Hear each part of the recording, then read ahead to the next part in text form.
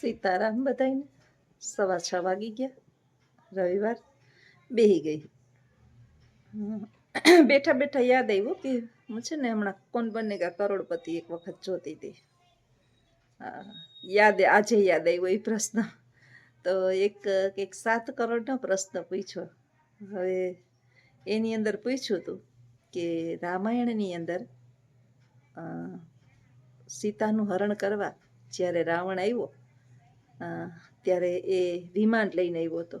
વિચારો, આજથી હજારો વર્ષ પહેલા વિમાનની શોધ તો થઈ જ ચૂકી છે. આપણા ગ્રંથની અંદર આ બધા પુરાવા છે.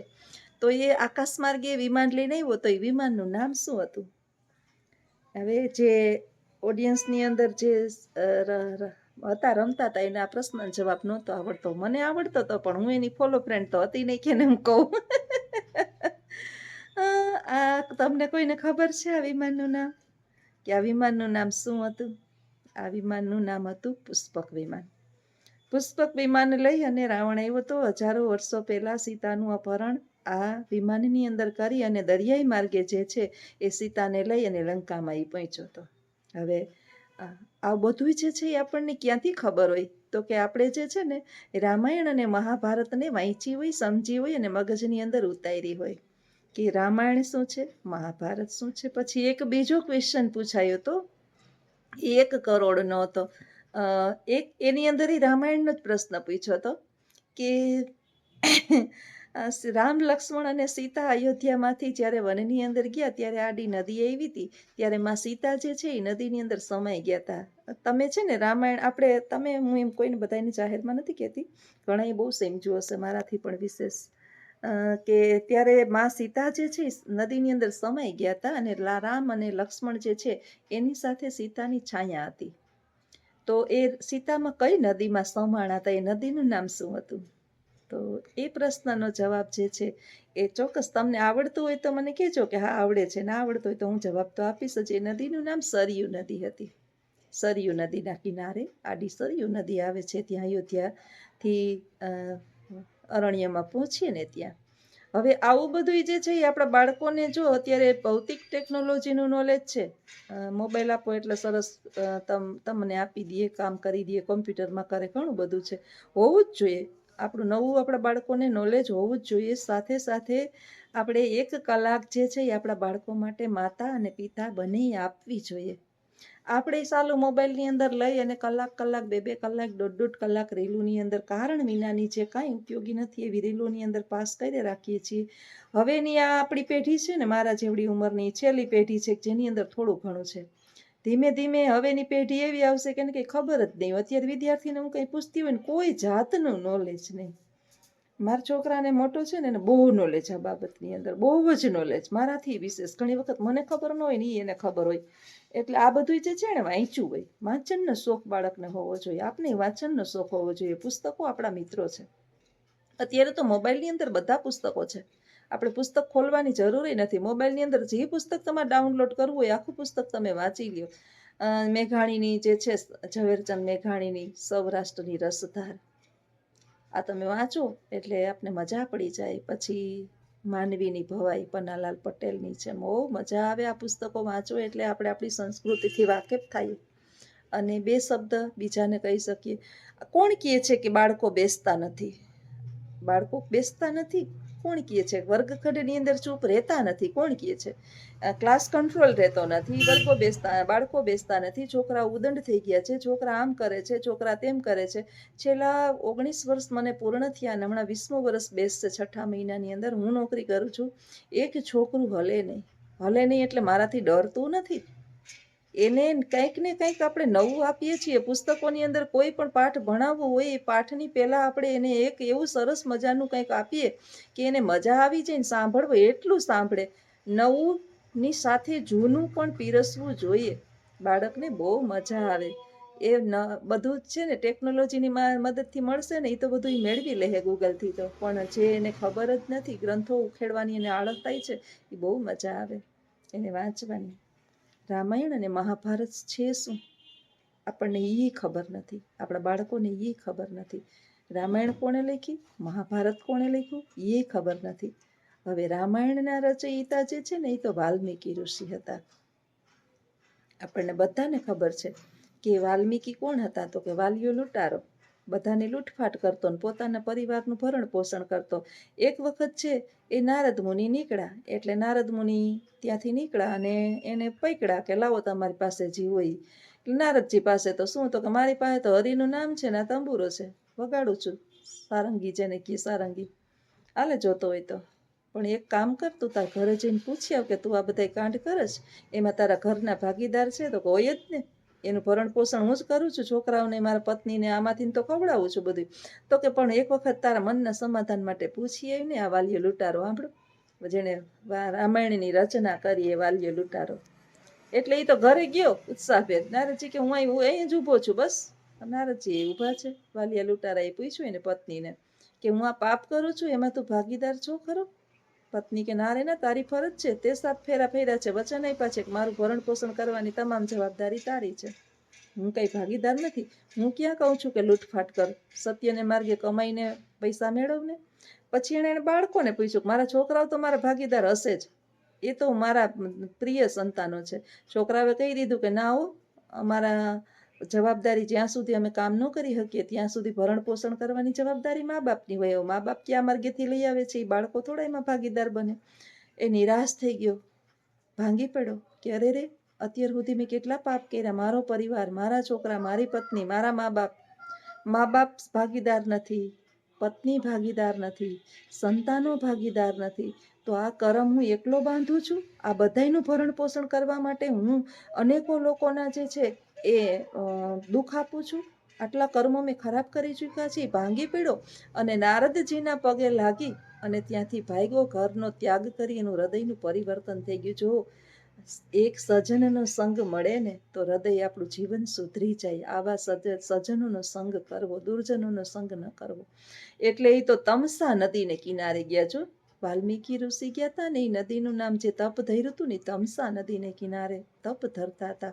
તપ ધરતા ધરતા ત્યાં એણે એક દ્રશ્ય જોયું. એ દ્રશ્યની અંદર એક સારસ અને સારસી જે છે એ રમત રમતા હતા. એમાં એક શિકારીએ એક નરને વીંધી નાખ્યો અને મરી ગયો. આ પક્ષી યુગલ છે, એક મરે ને એટલે બીજું મરી જાય. તડફડિયા મારતું મારતું બીજું જે છે એ રોતું રોતું એ પાછળ એણે એનો જીવ ગુમાવી દીધો. બે મૃત્યુ પામ્યા. જોઈ અને વાલ્મીકી ઋષિનું હૃદય, જે અત્યારે હજી વાલિયો લૂંટારો જ છે છતાં એનું હૃદય દ્રવી ઉઠ્યું અને એણે ઓલા પારધીને શાપ આપી દીધો કે તું હજારો વર્ષો સુધી, શાશ્વત કાળ સુધી તું શાંતિ નહીં મેળવતે, એક યુગલ પક્ષીને મારી નાખ્યું છે. જો ત્યારથી એનું હૃદય પરિવર્તન થયું. એને લાગી એવું પોતે આ કરતો પહેલા, પણ હવે એને સમજાઈ ગયું અને તપ ધરવા બેસી ગયો. જ્યારે તપ ધરતો હતો ને ત્યારે એના મનની અંદર રામાયણ ઉત્પન્ન થઈ, આખી રામાયણ. અને આ રામાયણ જે છે ને એ વાલ્મીકી ઋષિની કલ્પના હતી. હજી ભગવાન રામ જન્માય નથી, હજી રાવણે સીતાનું અપહરણ કર્યું નથી, હજી સીતા માતા જે છે એ જન્મા નથી, જનક રાજાને મળ્યા નથી.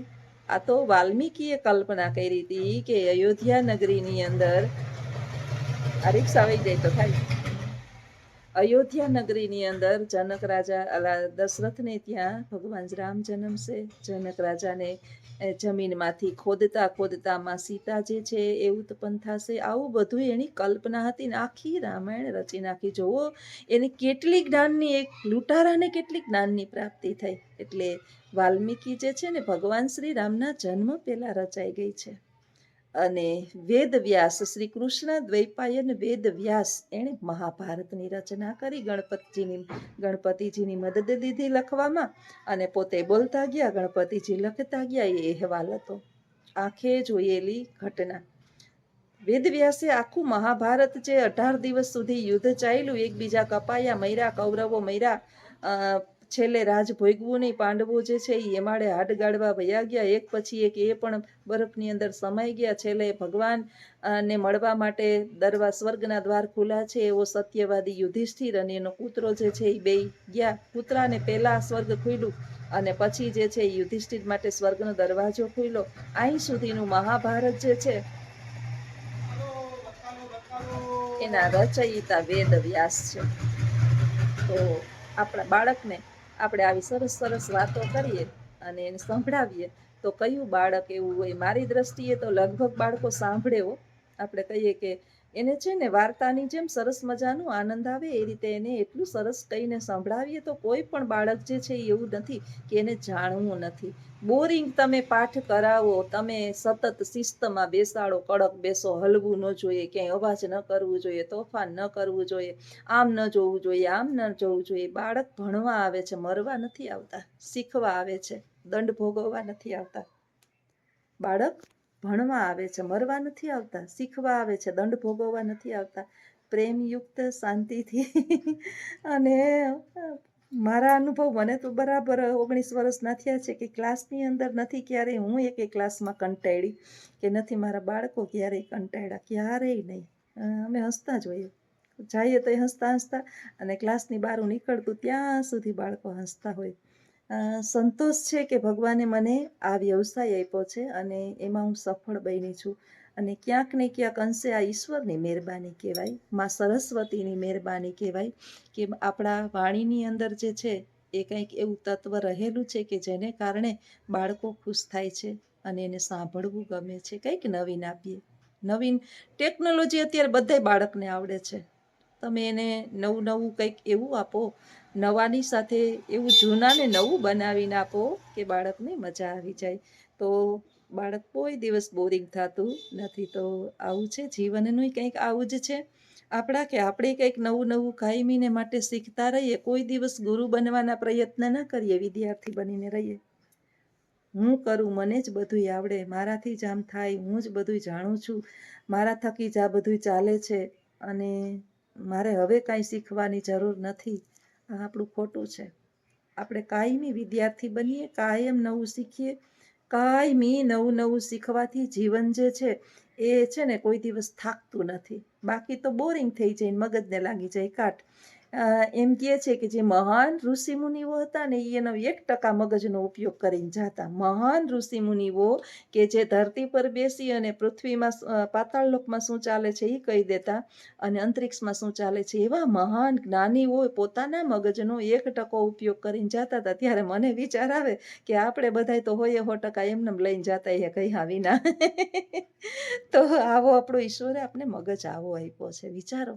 અને જેટલો ઘસાય ને એટલો ઘસી નાખવો, કાટ ચડાવી અને મૂકી નહીં દેવાનો. આખો દિવસ કોકની આધી નંગી ગંદી રીલો જોઈ અને આપણું માનસ પટલને આપણે અને આપણા બાળકો દ્વારા બગડે એ પ્રયત્ન ખરેખર યોગ્ય છે. તો આ વિચાર સાથે અહીંયા વિડીયો પૂર્ણ કરું. બહુ લાંબો થઈ જાય, જ્યોત્સનાની વાતો ખૂટે નહીં ક્યારેય.